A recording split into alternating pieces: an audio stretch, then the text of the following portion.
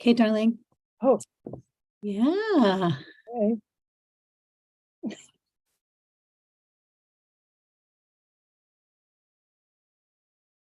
Okay, darling. Oh, what happened? We're live. That's what's happening. Here we Oh go. my God. I know, it's so funny, isn't it? It's like, because you have to set up, I had to set up the whole whole live stream, because it's like from Zoom, then I have to go to YouTube, and then I have to fill out this stuff for YouTube, and then I have to come back. So it's going to be entertaining. I think I surprised myself. You're saying right. Yeah, I surprised myself, but yeah, now we're live. We're live right now. Great. Here we are. Yes. Pinch myself. Yeah, it's a good thing. I'm live. We're doubly live. Yeah, we're definitely alive. Yeah. I'm really grateful to be with you today, Ladrin. It's such a blessing. I love having you in my life, and you're such a gift to me and to my community and my students. And so thank you for being here. And Annie Tenzin Ladrin is with us, and she is a Tibetan nun in the Buddhist traditions. And I'm really grateful that we're here. And we were talking about grief and gratitude, and we were thinking that it could be nice to explore. I think I had said something about good grief, and you were like, "Oh, that's great! Like good grief and gratitude." And so we were talking about the season that we're in, and so I just wanted to really open our conversation with talking about the season of winter. And and that winter is a time for going inside and going internal. And I know that you have been in the study of diamond consciousness, but also in the study of Tibetan medicine. And so I was curious, in your way, what are your thoughts about winter from your background and from your lineage and tradition?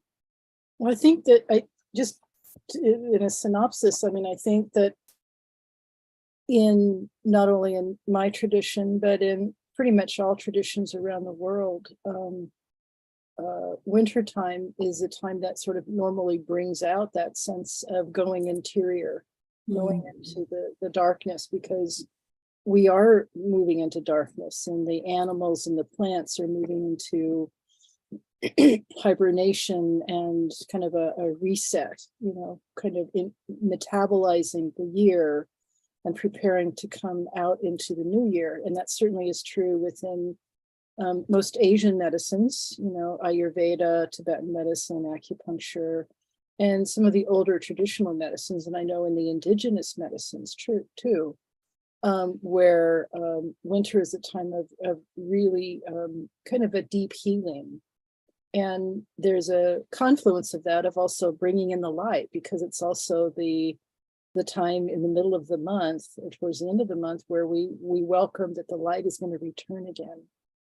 So that's true in our calendars, in all the different traditions. It's true just in terms of our own body, of how we sleep, how we go about our days. And I found this wonderful quote around from the Wild Edge of Sorrow, which is by Francis Weller.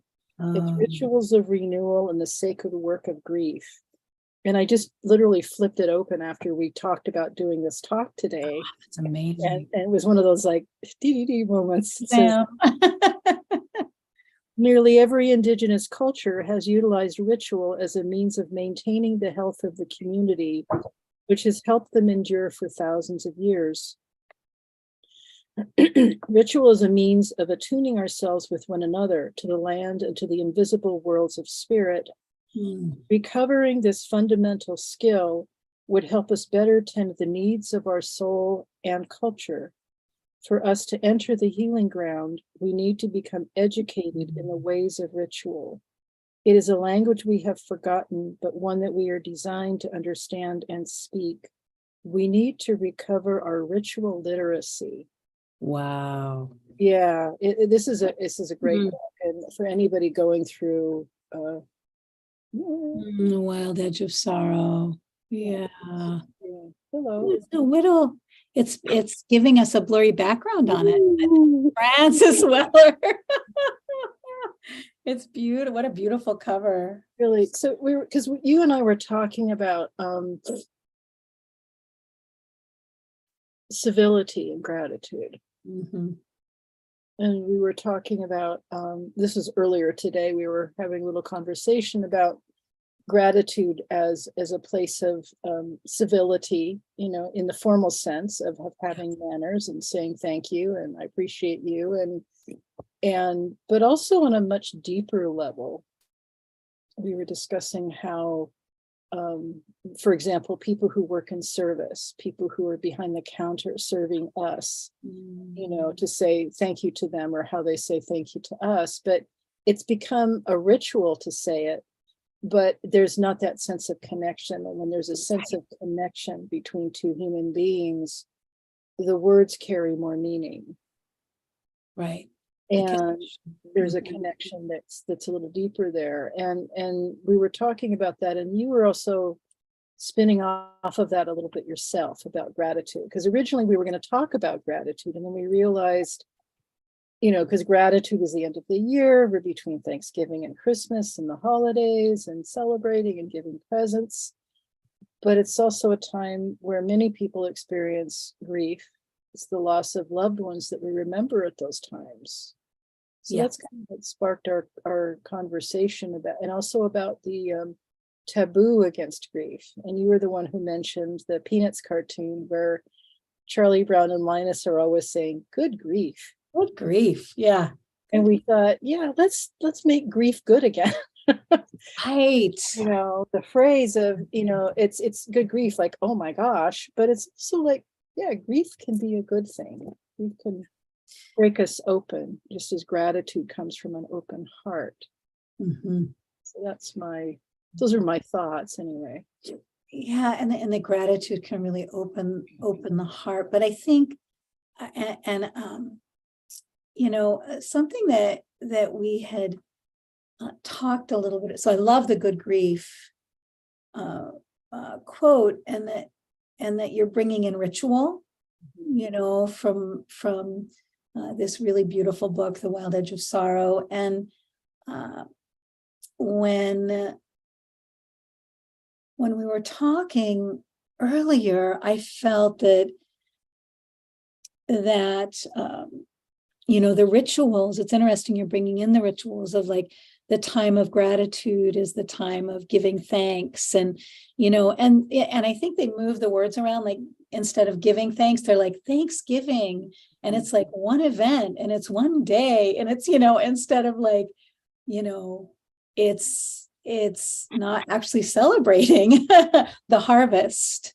You know, I think people are giving thanks for things about themselves more so than actually uh, giving gratitude or extending gratitude to the earth and for all of the bounty and belonging. And you know, it's like the Oktoberfest. It's like, you know, globally, all of these amazing rituals that happen at different seasons and times of the year. So there's that harvest time that we're giving thanks for the harvest we've received. We're opening now to the solstice and the time of that return of the sun, that the sun will be returning, and those longer days. And it's so interesting. You know, I have been, I did a DNA test, and so, and I've talked with you a little bit about this, having found my, you know, my birth father, and I found out that I'm part Iranian and Turkish, and that's been really interesting because, you know, you're kind of like, what, you know, like, that's who I am. I didn't know that was who, because I didn't know him and haven't, you know, we've been, we had been, you know, getting to know each other, and I hope we get to do more of that. But what's true is that I learned more about some of those rituals I've been exploring. And I mean, I suppose I could meet some of those relatives also, but I have so many bloodlines, I have all of the different bloodlines in me. So it's really interesting. But one of the things is there's a solstice celebration that many people in Iran celebrate, and where you gather and eat important foods. And there's actually an oracular process that happens, or an oracle process that happens with poetry. And people read poetry, but there's also, I believe it's 3 oracles that can happen. And I don't know anything. I mean, I'm just learning about this part of my ethnicity. So it's something that's newer for me. But what I also know is so there's these rituals, and we also have a lot that's happening in Iran with the women, and with the suppression of rights and of just basic human rights. And so it's just been really interesting to find this out at this interesting juncture in time. And so I'm just thinking about how rituals, how this ritual of this ending and new beginning, and the coming of the sun, the coming of this radiance.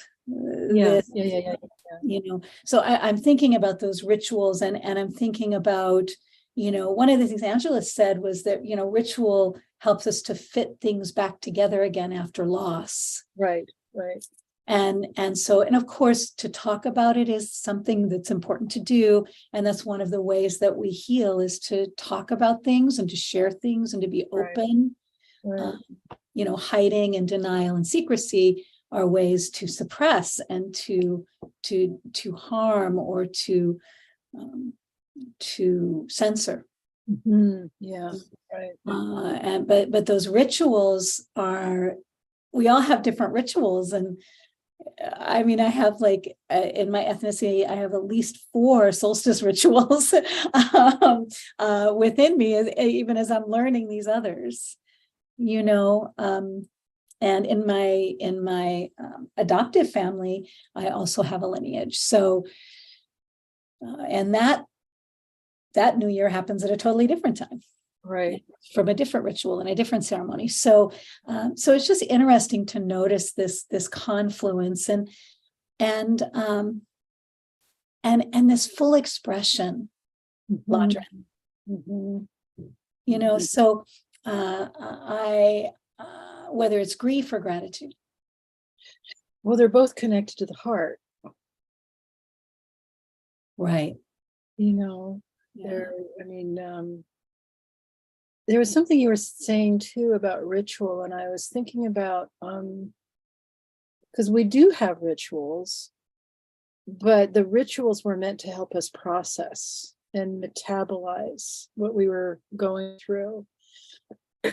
And I think, and you and I have talked about this before, about in this fast-paced culture, especially First Nations, highly industrialized, everything is much more sort of mechanized, to the point where we don't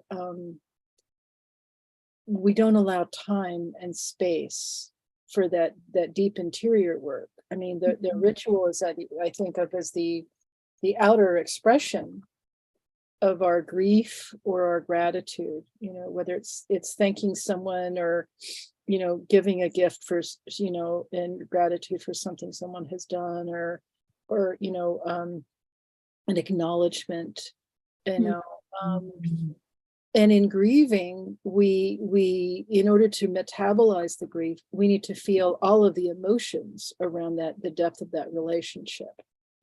The love, the tenderness, the frustration, maybe there's episodes of anger or resentment or betrayal, or the profound connection or the intimacy, or wherever we were touched.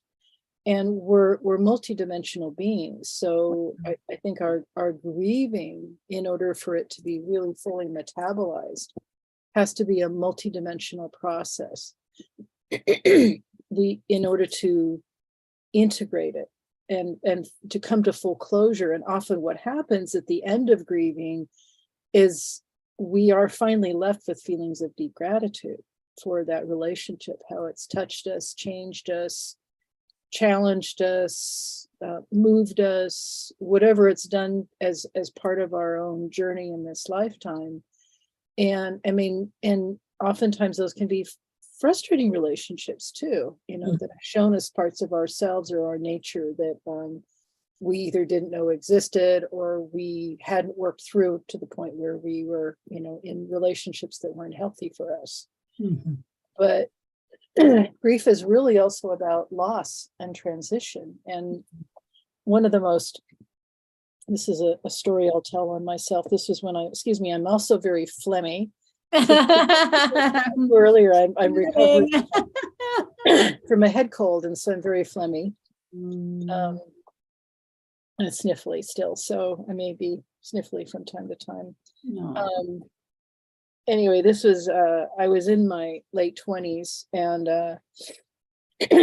and somebody happened to ask me about my astrology, and I didn't know anything about astrology. This is a woman who was, I guess, very well trained and gifted and had been doing this for a long time. This is in the early, good grief, 1980s, I guess.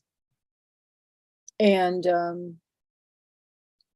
she said, well, when's your birthday? And I told her, and then she said, oh, so you're this old? And I said, yes. And then she said, oh, you're heading into your Saturn return. And I didn't know what that was, you know, and it has to do with the time that you were born and when Saturn comes around again. And when we're born, we have this sense of, you know, we're being raised by the people around us. We're being imprinted on, we're being taught different things of what to do, what not to do.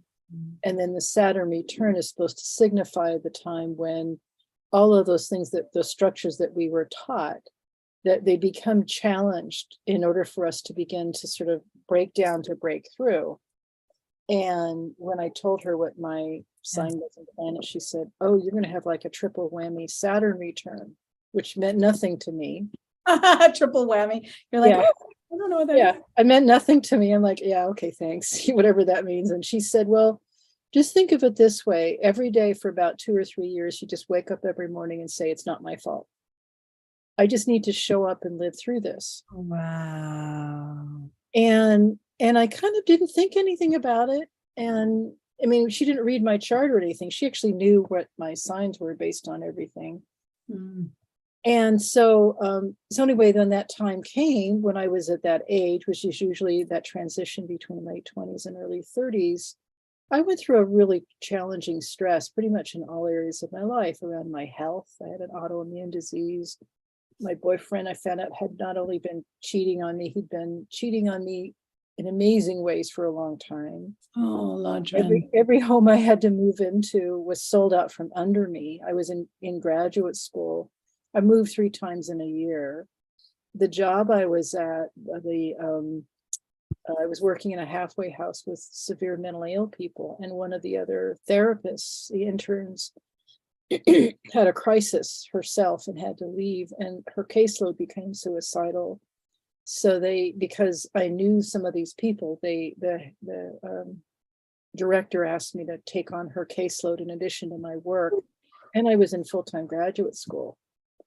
And the good news was we always have angels at those times when you're in your crossroads. And so I had really good colleagues at work that showed up. I had good friends that helped me move miraculously. I had graduate advisors who said, don't drop out of school, just keep showing up. We'll help you get through this. And so I did. I just kept showing up every day and mentally thinking, it's not my fault. It's not my fault.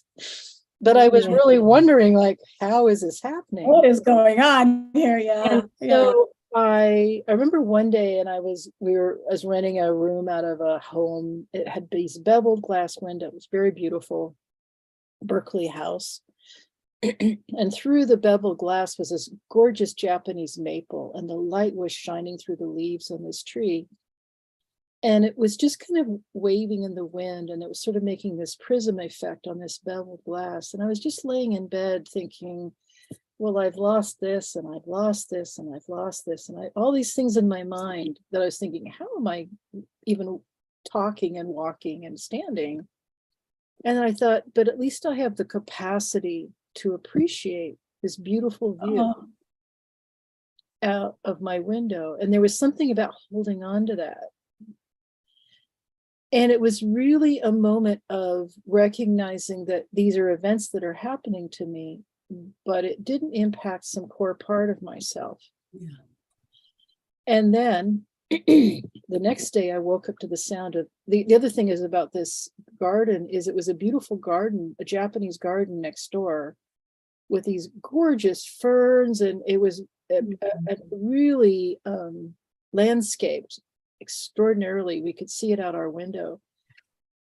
The very next morning, I woke up to the sound of chainsaws and jackhammers. Oh And the house had been bought. Is that bought? Yeah. It could be a new word. Yeah. I like it. We'll make it work. By some people who decided to basically cement over the entire back of the house yard to make a parking lot. And I started thinking, oh my God, I can't be attached to anything. Right. Oh, that's It was a amazing. really powerful moment for me around attachment and how we hold on to things. Mm. And I've been reading this book by William Bridges on transitions, and he's written several books. And it was always about these when we have these episodes in our life where everything's going along, and then something will change. And as Angie would say, we eek, freak, squeak. Yeah. Yeah. Oh my gosh. And it becomes larger than life, that those transitions are part of living. And so here I was in the middle of multiple transitions, and I began to recognize that my identity was tied to how things were, not being in the moment with how things were evolving. And that was huge for me. And that I think was one of the things that's helped me through profound grief processes, is recognizing that you just have to go through it and trust that there is a part of your core self that is part of the divine, as you would say. It's always connected to the mystery, you know. Yeah. So I think there's something in that, there's something about we were talking earlier too about grief, and gratitude requires us to let go. Yeah. Yeah, it really does. And it's, when I think about the maple leaf, I always think about like that red maple leaf that's getting ready to fall from the tree, and that, fall has its own rituals, Right. and then that letting go happens, and we're touched by that. And I think that there's a couple of other things we're talking about, but I think that,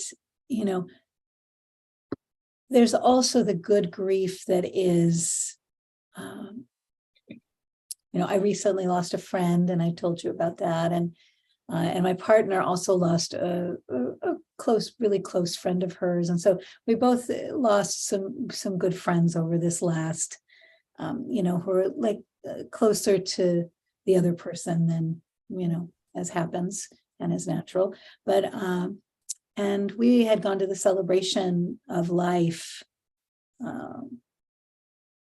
for her friend, and there were some beautiful speakers, incredible speakers there. But one of the things that I heard there is, that we have, I think it was, in grief, if grief is love, then we should always hope to have some measure of grief. And he had spoken a little bit earlier about, I've heard that grief is unexpressed love, or love with nowhere to go. And so if I think about, the ability to go into that grief, but also to express that grief. And then, I think about, well, where does our love go? Where is it? So if we don't have the maple tree in the backyard, and that's where the love was going, where can that love go? Or, and for you, I think it went really to the mystery, to spirituality, to discovery and recovery of the self. I don't know if, those are some ideas I have from our relationship, but then there's also this, we talked a little bit about the ambivalent grief. Right. Where it's like, and we see this in, where we're grieving someone perhaps that we haven't spoken to, even though they may be living, or but that they maybe aren't ready to speak with us, or there are other issues at hand that won't allow us to be around them. Or often this happens with fathers oftentimes, and it's so interesting. I have three friends who are also going through some things where the fathers are not communicating with these adult children that they created. And it's just always so interesting to me that, and so several of us are going through this ambivalent grief of there's this terrible loss and yearning. But then it's like, oh, well, for me, I just think about where can that love go, and of course I have siblings, and one of those siblings is really lovely, and we're talking, and that's lovely. But and so it's so interesting, you're talking about waking up in the morning, and I just think about where can I put all of this love that I have, and so I think about, I can put it into my teaching, or I can put it into my partner, into my clients, or into my writing, or my poetry, or my leadership work, or my spiritual work. So I'm just thinking about that, and I'm thinking about, where does the love go? If it's love with nowhere to go, where can we put that old saying, where does your lap go when you stand up? Oh, I love that. I haven't heard that before. It doesn't really go anywhere. It's still there. It's like your lap is always there. And I think the love is never lost. Love is never lost. We can shut it down. We can, refuse to express it, or we can distort it or contort it. But it's one of those emotions that I think is considered a pure emotion, in the sense, we can choose to love, we can choose not to love. We can, I've had relationships where I basically thought I will always love this person, but I can't love them up close and personal. I have to love them from a distance. And partly that was for me, not just for them, but it didn't diminish my love at all. As a matter of fact, it really gave me permission to almost love even more, because the relationship didn't have that sort of sense of dynamic. I could just stay clearly in my heart, or of expectation, probably. Expectation or disappointment, or anything that was going on. And then when the person died unexpectedly, my grief was so profound. I couldn't say their name for a year at least. I could say a relative passed away, or somebody, but I couldn't say this person died. And in a sentence, the grief was so, I've had different levels of grief around pretty important people in my life, but that sense of the depth of sorrow that was so unnameable, just as sometimes our love and our ecstasy and our bliss can be so inexpressible. There are places where, if we honor the path of grief, because it really is a path, it's a journey, it's a descent, it's an inward turning. And I think when we really honor the inward turning of that, it leads us to these places of kind of inexpressible feelings that actually reconnect us to our heart and our love. It's I don't think you can grieve if you're not connected to your heart. And Right. and also people do grieve differently. Yeah. There's no right or wrong way to grieve, but and people can suppress their grief or deny their grief, and it'll still come out. Yeah, that's interesting, isn't it? Well, Like, it'll leak out in other ways, or it may change into other emotions like irritability or rigidity, or this kind of a demeanor, but it doesn't mean that it's not there. It's just underneath the surface. I think when it's integrated and metabolized, it's much more digested in our bodies and our souls and our emotions and our minds. Then we learn from the experience. That's where grief and loss and transition is a great teacher, because it always brings us back to our heart, which is where the love is. I think these are my pet theories. oh, I love it's so beautiful, and how gratitude is an expression or acknowledgement of love, and Yeah.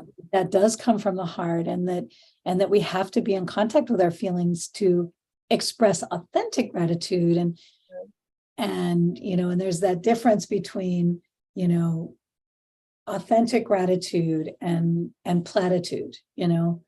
So and I like that attitude is a part of all of those words. Right. So Say more about the difference that you see, Shar, about platitude and authentic gratitude. Yeah, it's like there's a placating nature to that, to the platitude, and like I think we were talking about this earlier, just like not connecting, like it's not connected with the other human being or seeing, or there's I think a level of empathy or collaborative feeling that is required to give an authentic gratitude.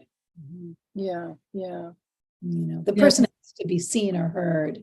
Right. We were, that's right. We were talking about the difference in terms of service. Like, for example, people are serving us, to acknowledge them, just as opposed to just barking out the order and then moving on. But there's a sense of acknowledgement, and also the difference between someone being of service versus being treated as a servant. And I think you that you were talking about that as a nun, and and then gratitude is kind of a leveler. There's an exchange of connection there. So we ask for something, we're given something, and we acknowledge by saying thank you. And part of that's just the formality of being in a civil society, but there's also different. You were talking about authenticity. I was thinking of the intimacy when we're being served by somebody, or somebody we're serving another person, where they go out of their way to make a personal connection, and it makes that exchange enlivening. It's like when somebody on the other end of the phone or somebody at the other end of the counter, how they show up in their full presence and of themselves, but also recognizing the other is a person outside of them, that brings the energy into the interaction. Yeah.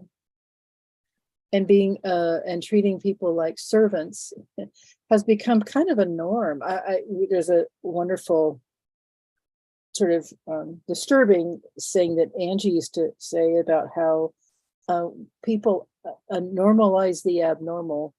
yes. Oh, I quote that often. And abnormalize the normal. And so our normal behavior would have been to have a type of civil society. And over the last few years, I think with COVID and people experiencing more frustration and all of the political, the splitting, the black and white thinking, there's this sense of othering that goes on, which nobody wants to be othered. Nobody wants to be othered. And so there's a sense of people wanting to assert themselves and so demand to be seen, demand to be heard. But what's happening is we're forgetting that sense of that's not a connection. That we have to go to a deeper part of vulnerability to be able to connect with another human being. Right. Yeah. And I think that's the thing, is that it requires us to show ourselves, share ourselves, open to one another. There's this poem by Amy Leader that I have, that I do this trip to Bali with some of my students, and this is one of the poems that I read when we arrive, or during the first days of the trip, and it's by a woman named Amy Leader, and it's from September 2003, and it's called From the Heart. But it says, "Together we travel the ongoing concentric spiral, knowing that we are loving to know how loving we are." And so we are loving to know how loving we are. We are loving to know how loving we are. We are loving to know how loving we are, knowing that we are loving to know how loving we are to know. We are loving to know how loving we are. We are loving to know how loving we are. And so I just love how it's like, loving to know how is the line that really is, because I mean, I had a conversation with several students over these last few days, and people are like, I don't know how. Yeah. Whatever that is, I don't know how to do it. And then, but what we need is, we need to be connecting and vulnerable so that we can share with one another, like, oh, I know how to do this thing, and you know how to do this thing, and we can learn together, Right. and I'm serving you, and we're all serving the greater good. Right.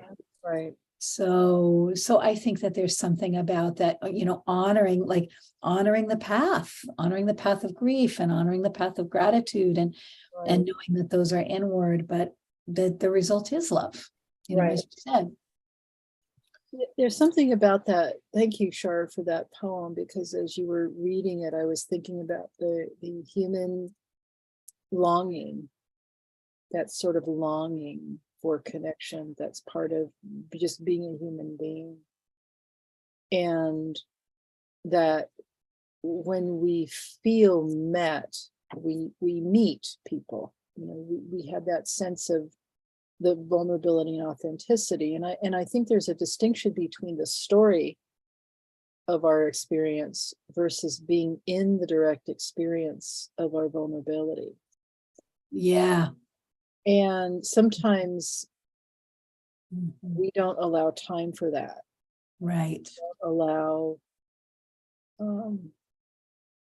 it just kind of goes back to, I think, to our personal or cultural or familial imprinting.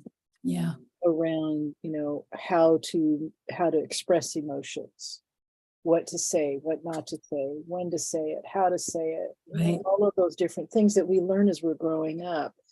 And again, that's part of becoming a civilized society. And what we're seeing right now is the breakdown of a lot of that, because we're being called to go to another level in our connection.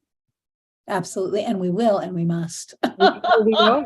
We are. We're already there, and we've been there for 3+ years or more. I think we've been called for a long time, but it came into high relief. There's a saying in whenever we dream and we have bad dreams, it's because our dreams are trying to get our attention. Yeah. And the reason we have those dreams that frighten us is because we've been ignoring the messages all along. Right. And we've been ignoring a lot of the messages all along for a long time, or, placating over, or doing, whether it's a spiritual bypass or another type of a bypass. But there's something where it's now in our face so much. And so we're required to turn inward, not just merely outward to scale up. We have to turn inward to heal those wounded places in ourselves. And that's like, not to just tell our trauma story. It's not enough to just tell your trauma story. As Angie would say, everybody's a member of the Scar Clan. Yeah. In Dharma, we say there's not a sentient being who does not suffer. Right. So in a certain sense, in a global sense, nobody's suffering is better or worse than anybody else's. You can't rate suffering. Suffering is suffering, and it's Right. very personal. And grieving is a personal process, and it takes a certain amount of time. But there's something about moving through and beyond our cultural conditioning or our familial patterns or whatever the society is dictating to us about how we should think or what we should do or whatever.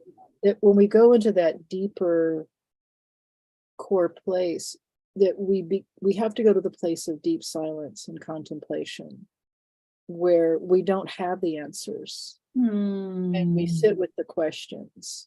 There's a wonderful in another book on. I love promoting other people's work. And you can't see it. The 5 Invitations by Frank Ostaseski.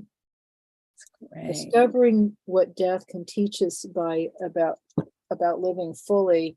And one of the chapters, as again, this I flipped open a book before our talk, was welcome everything, push away nothing. Wow. Welcome everything. Welcome everything, push away nothing. And he's got this wonderful little quote by Mizuta Masahide: "Barns burnt down. Now I can see the moon." Yes. Oh, that's, yeah. So sometimes we literally have to have the barns burned down, our inner barns, the places where we have things, and have the realize that destruction, which is part of a natural cycle, as you were talking about wintertime and the fall season and the darkness. And we have this cycle that happens every year, every day, every day. We wake up every morning and we go through our day, and then we lay down and sleep, and, we believe we're going to wake up and see the sun again, but there's no guarantee. Right. So we have this process that happens all the time, that of remembrance of death, and yet we oftentimes choose to, move on, celebrate the happiness. But actually, when you really live with the process of, at any given moment, things can end, as you were telling me earlier about the loss of your dear friend, and then what happens is, when we live with that sense of how precious, as Buddhism would say, how precious this human life is, when you live with that in a day-to-day experience, then you appreciate everything. Yeah. We turn away nothing. Turn away nothing. And so for me, that experience that I had as a young woman in my late 20s was, there's all of this, and yet something remains.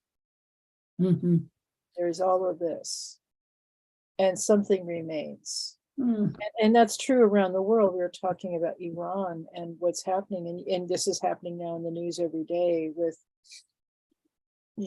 Germany just realized that there was an attempted coup that was going to happen, and they've been taking care of things immediately. Today, there was a thing in the news about Peru. There was an attempted coup, and people took action because so there's a place where we see what's happening, and we stay awake to it. We feel it. And then we metabolize the experience so that we can stay in action. But metabolizing the experience has to allow for space, I think. Yeah, silence and the integration. Yeah, Talked about. I love that welcome everything. certainly. How precious this, how precious this human life. Push away nothing. Welcome everything. And I think that that's a really great way for us to close today, Ladrin. And do you have any other words you'd like to say to everyone? And I can close with the poem. Yeah, I was just gonna give a plug for Angie's book on gratitude. Oh, yes, yes. Living in Gratitude, a journey that will change your life. Mhm. And this book looks at the 12 months of the year, and in particular, each, the end of each month is about looking at, we're reviewing in all areas of our life, our work, health, relationships, and finances, but we give gratitude for the blessings, the learnings, the mercies, and protection. So the blessings that we receive every day or throughout the month, or the mercies that we give, the blessings that we give to others, the learnings that we receive, what have we learned during the month? Or where have we helped someone on their journey? The mercies, where have we extended forgiveness or been forgiven? Where have we been granted mercy? And then the protection, whether, the concrete protection or prayers of protection for other people, or where have we been given a sense of feeling safe.